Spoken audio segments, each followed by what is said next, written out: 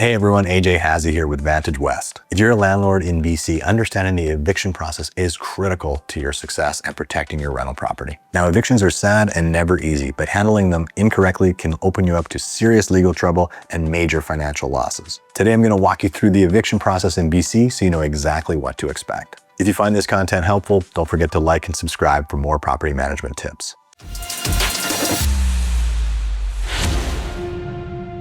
So let's start with the when and the why of why a landlord can legally end a tenancy in BC. Number one is non-payment of rent.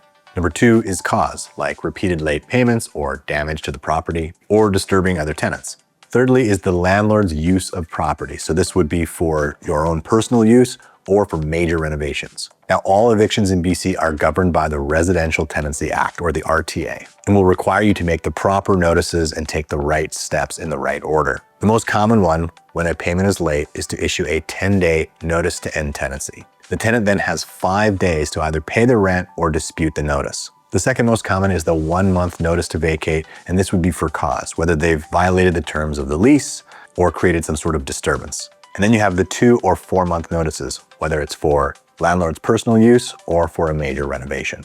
All these forms can be found on the RTA website.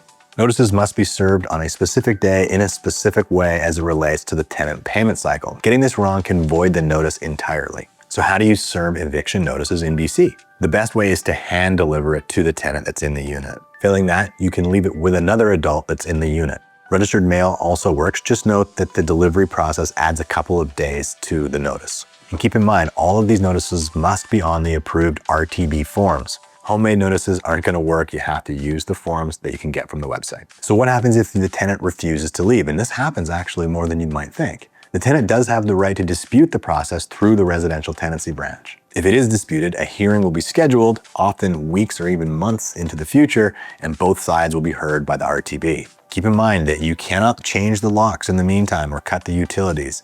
Doing so is considered an illegal lockout and will expose you to significant financial penalties. After the tenancy hearing, if you're successful, you now have to apply to the RTB for an order of possession. Now, it happens that sometimes that still isn't enough. The next step is to file that order with the Supreme Court of BC for a writ of possession. Now, at this point, you'll have to hire a BC sheriff to physically remove the tenant from the property. Keep in mind, landlords cannot do this. Now, this is a really unfortunate step when it happens. It leads to all kinds of heartache, and it's not one that you want to go through as a landlord. But unfortunately, sometimes you have to do what you have to do.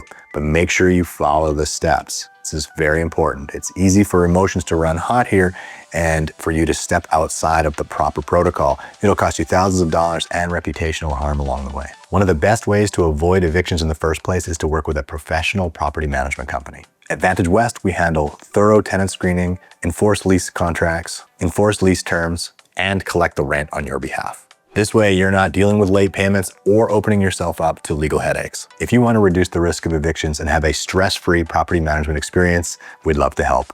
Go to propertymanagementkelowna.com to learn more about our services. Just remember, guys, BC eviction law is detailed and unforgiving of procedural mistakes.